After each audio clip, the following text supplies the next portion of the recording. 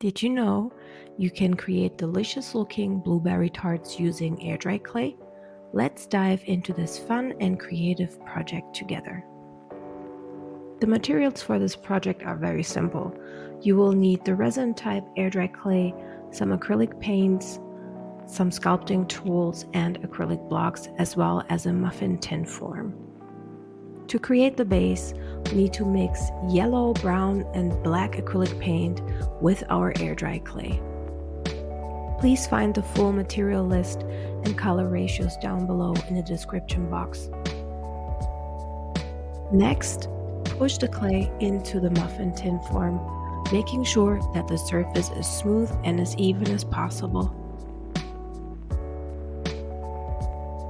Here comes the highlight of the video, making the blueberries. We will need blue and purple acrylic paint to mix the color.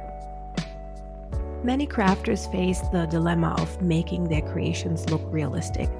With air dry clay, you can achieve amazing details and textures. For the blueberries, roll small balls of clay. Make around 8 to 10 small blueberry-sized balls. To make the blueberries look super realistic, we'll use the pointed end of our sculpting tool to make the bloom. The flat blunt part of a needle will help you to cause divots.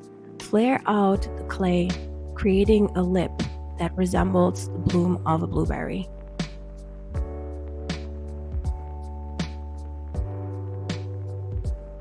Next, we are creating the vanilla custard by mixing acrylic paint into our clay. I'm using bright yellow.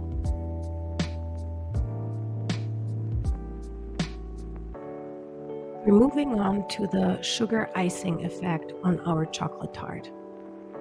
Cut a small piece of sponge and then dip it into some white acrylic paint.